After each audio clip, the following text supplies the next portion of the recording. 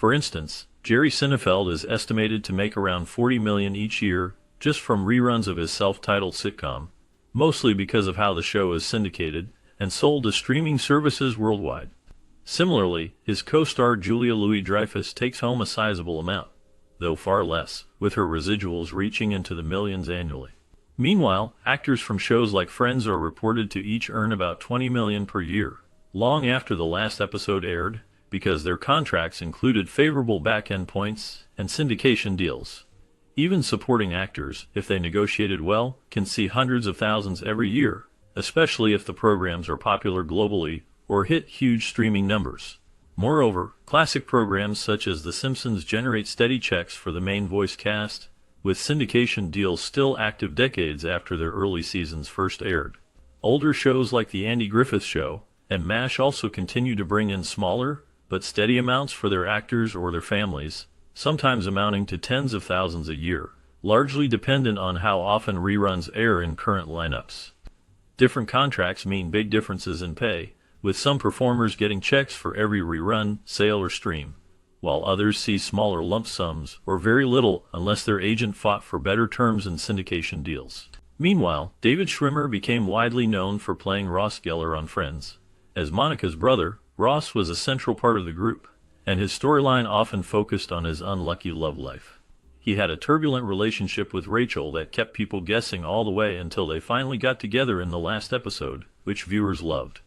Ross became known for getting married quickly, and being divorced 3 times by the time he turned 30, which added to his character's awkward charm, and kept audiences laughing.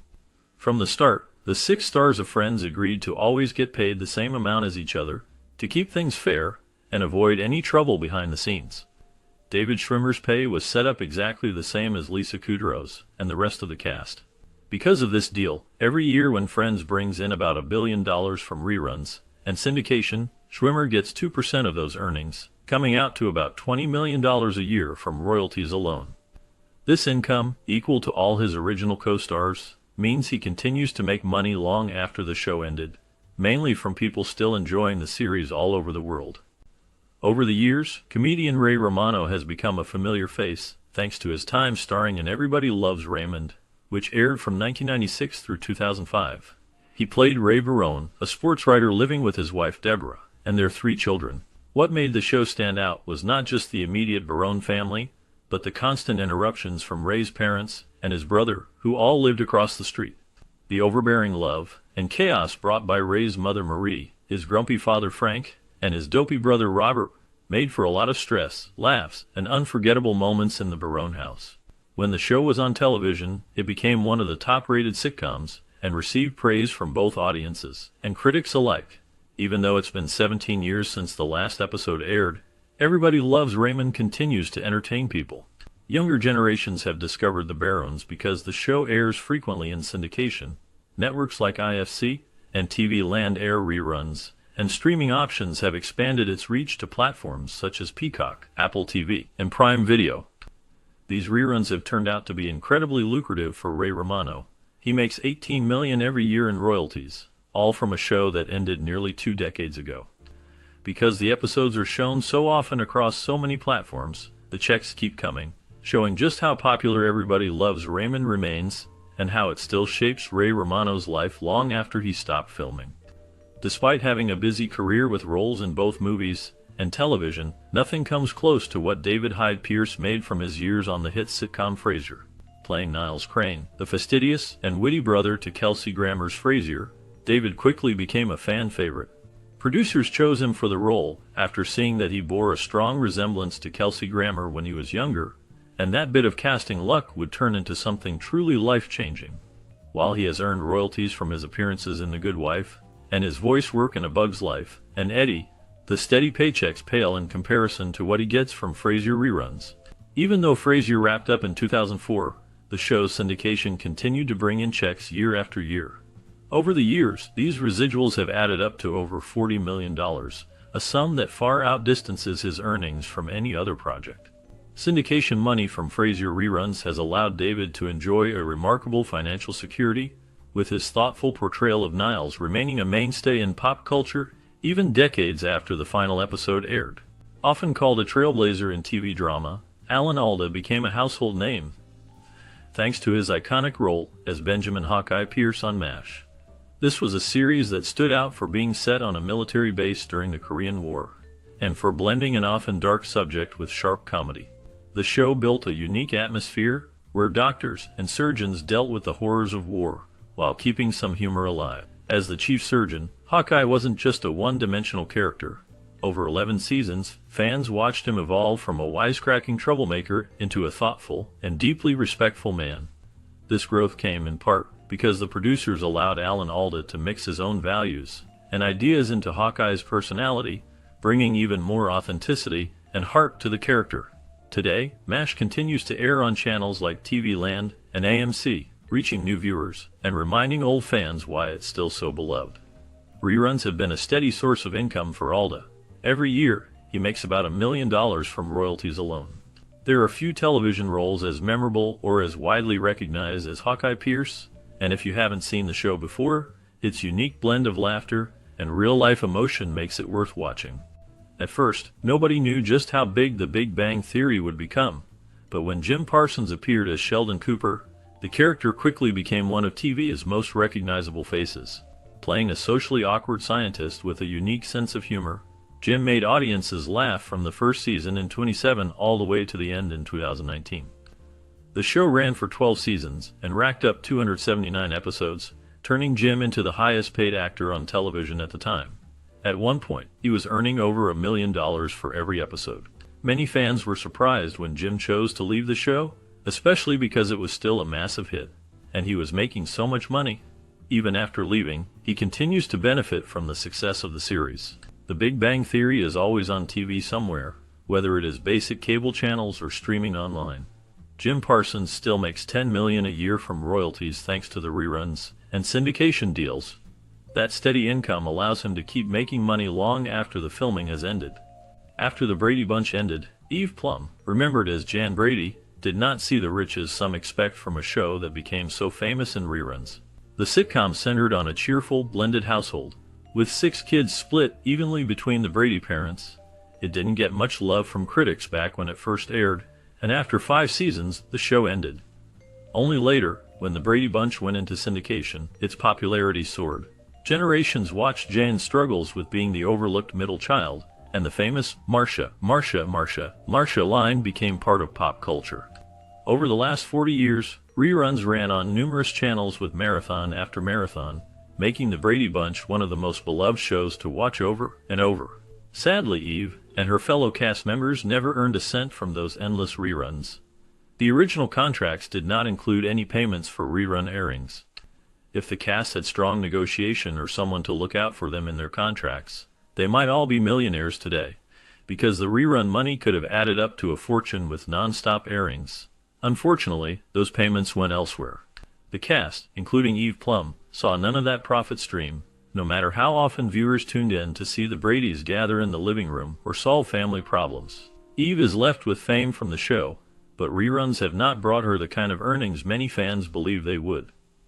Looking back at television history, it is impossible to ignore Carol Burnett, who made millions laugh with her groundbreaking show, The Carol Burnett Show. With her perfect mix of wit, charm, and impressive comedic timing, she became one of the funniest and most loved women on television. Her relentless energy, her talent for voices and characters, and her signature ear tug at the end of each episode remain memorable for fans. The Carol Burnett Show was a huge hit and drew steady viewers during its run, achieving levels of fame that brought its own rewards, including having a Golden Globe Award named after her, which is a testament to her influence and success as an actress and comedian. Even after 40 years since the series ended, people can still watch and enjoy her classic sketches, and her work continues to make new generations laugh. But despite all this fame and the timelessness of her performances, one surprising detail stands out about Carol Burnett's earnings from reruns of her legendary show. Her original contract did not include residuals from those reruns or modern streaming platforms, something that would come as a shock to anyone used to hearing about actors getting paid every time an old show is aired or streamed online. While other stars on similar lists can count on steady income generated by reruns appearing on TV or online, Carol misses out on these payments due to the terms set in her contract so long ago. That means she receives virtually nothing when the Carol Burnett Show gets reintroduced to new audiences on various platforms.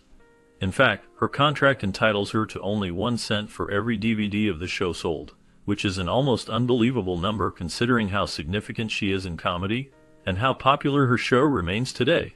This slim compensation from ongoing sales and no streaming or rerun residuals means her wealth did not grow the way people might expect from someone of her stature. A reminder of the era in which many artists worked without the protections common today. When looking at how someone can build a long and wealthy career just from reruns, Kelsey Grammer stands out thanks to the way he made the role of Dr. Frasier Crane his own. He began playing the character on Cheers, appearing as a psychiatrist, and becoming one of the most recognized faces on television.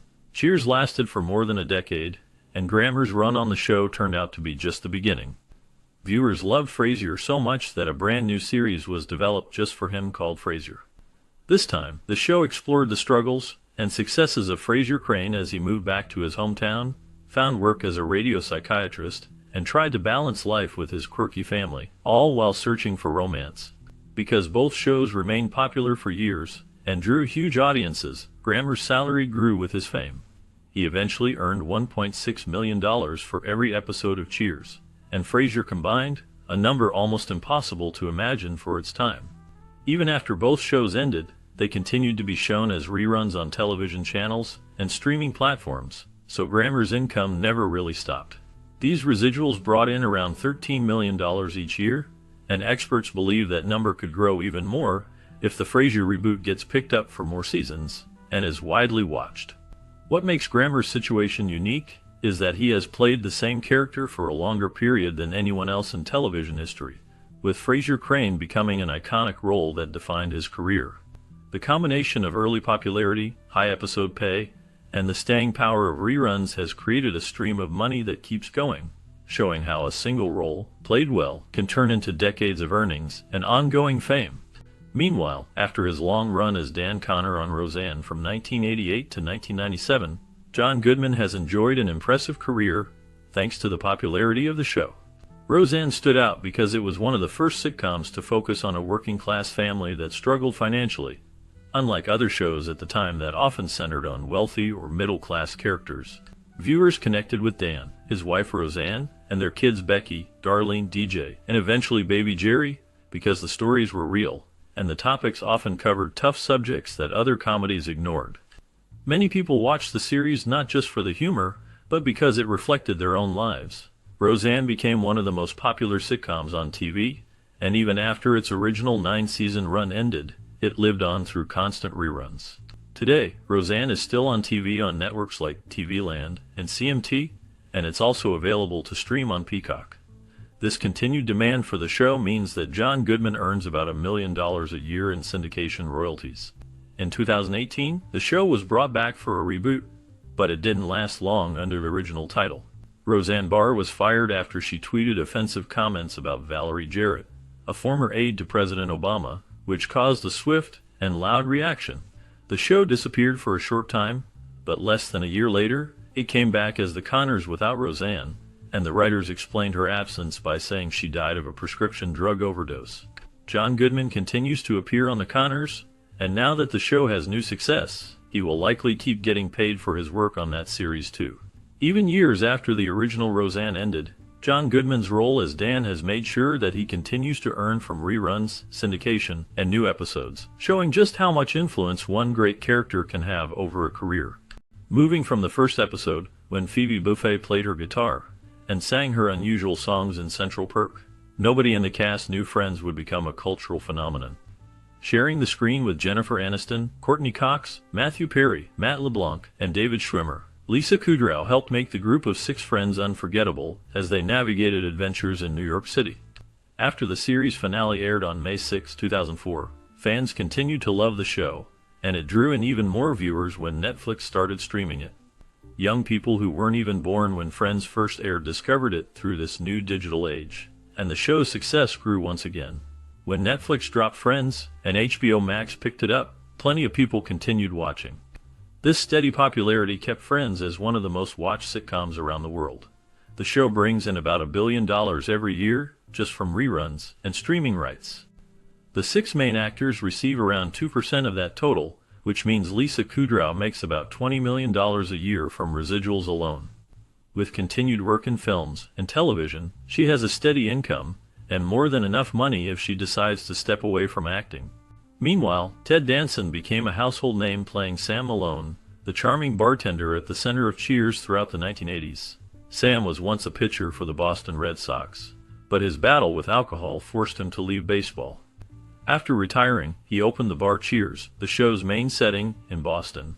On screen, Sam Malone was known for his strong attraction to women, especially the show's iconic romantic storylines with Diane Chambers and later Rebecca Howe. Ted Danson's portrayal of Sam turned into one of television's most memorable performances, with audiences tuning in each week to see how Sam's relationships would twist and turn. As Cheers grew into a cultural phenomenon, Danson's paychecks reflected his importance to the success of the show. By the final season, he earned an impressive $450,000 per episode. Despite the financial rewards, Danson eventually felt worn out from playing Sam Malone and decided to move on, knowing he no longer wanted to be tied to the role. Still, he didn't have to worry about money after leaving Cheers. Not only did he keep working steadily in other major television shows and movies, but his time as Sam Malone continued to pay off long afterward. For reprising the character for all those years on Cheers, Danson brings in about $5 million each year in residuals. These are ongoing payments he gets every time the show reruns or is shown elsewhere, so he collects millions without needing to lift a finger. Earnings like that for a beloved old role suit Danson well, letting him enjoy financial comfort from his classic TV days, while focusing on new projects as time passes. Meanwhile, Jerry Seinfeld's sense of humor set him apart from other comedians, and he knew exactly how to use that talent. When Seinfeld helped create his Hallmark TV show, he wasn't afraid to poke fun at himself and the world around him. The main character, loosely based on his real life, used clever wry jokes and everyday awkward moments, all wrapped up in conversations with three memorable friends. This sitcom described itself as a show about nothing, but it became one of the greatest shows in TV history, defying expectations by focusing on daily situations and making them funny. The last episode aired in 1998, but what's really amazing is that Seinfeld's popularity never faded with time. As years have gone by, younger viewers discovered the series through reruns and platforms like Hulu, turning it into a hit for different generations. The reruns keep running all over TV in the United States and other countries, so it is almost impossible not to find Seinfeld's work somewhere every day. Because these reruns are so popular, Jerry keeps earning royalties from syndication and streaming rights. His annual income from just these reruns and Hulu deals has reportedly reached $110 million a year, and he does not even need to create new episodes or do more work. All he has to do is sign the checks, since the show's ongoing success guarantees new viewers and steady money. This rare level of financial success and continued influence comes from how Jerry figured out how to make a simple, funny look at life's small things something everyone could enjoy, no matter their age. After a handful of small roles, everything changed with the hit medical drama ER in the 1990s, where the role of Dr. Doug Ross made an incredible impact. Playing a pediatrician with charisma and depth, he captured the attention not just of viewers but of the industry itself. For 5 seasons out of the show's 15, his performances kept audiences tuning in and rooting for his character. This critical acclaim opened the doors to an entirely new level of stardom, allowing him to leave the hospital drama behind and take on blockbuster movies, eventually becoming one of the highest-paid actors across the globe. Still, even though he left ER over a decade ago, the rewards continue to roll in. He earns a massive $13 million every year from reruns and residuals for his time on the beloved show. The ongoing popularity of ER means that the work he did years ago still pays out steadily, proving that a big break in television can lead to a long-lasting financial windfall. After starting as a psychologist, Dr. Phil became a household name through his daytime talk show, which began by looking at issues many people face each day. These early episodes offered advice on topics like recovering from childhood trauma, handling family problems, and coping with loss. Over time, the show expanded into headline-grabbing subjects that drew even more attention, like unusual habits and extreme family drama. As the program's popularity soared, it stayed on the air with new episodes, and the 21st season premiered in September 2020. The show received another renewal, stretching its run through May 2023. Since the talk show is still producing new episodes, there is no exact total for Dr. Phil's future earnings from reruns or syndication. However, the contract he has allows for up to $10 million in royalties once the series finally stops making new episodes. This figure could grow if his deal is renegotiated, as television contracts often change when popular programs come up for renewal or enter syndication. With a show that continues to attract viewers for its mix of real-life struggle and entertainment, there is a strong chance that reruns will stay on the air for years, possibly earning even higher payouts if networks keep buying the episodes after original production ends. Meanwhile, years after The Golden Girls first aired, people are still laughing with Betty White as Rose Nyland. The series hasn't lost its charm, and that's a big reason why it keeps drawing viewers, both longtime fans and new generations, who stumble on reruns and end up hooked. Betty White's career in show business lasted an incredible 80 years, making her the longest-standing TV star ever. She was the last living cast member from the original Golden Girls lineup and continued acting right up to her death in 2021. Her role as the sweet, funny, and sometimes clueless Rose made her a household name. Thanks to the show's popularity, networks continued to pay big money to show those episodes again and again.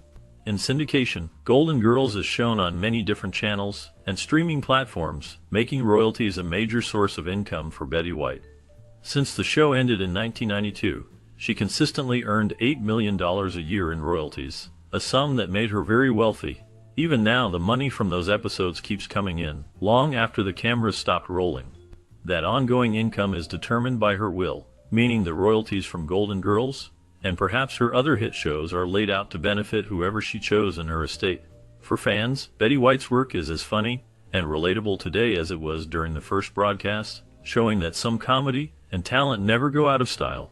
Nowadays, most people know Ed O'Neill as Jay Pritchett, the wisecracking patriarch from Modern Family, but long before that, his big claim to fame was as Al Bundy on Married with Children.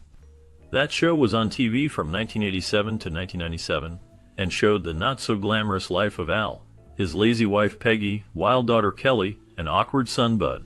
The show was well known for its offbeat, and sometimes controversial humor, and definitely got people talking, even stirring up complaints from conservative viewers who thought it went too far. Yet, its ratings spoke for themselves, making Married with Children a top hit that's still considered a classic sitcom.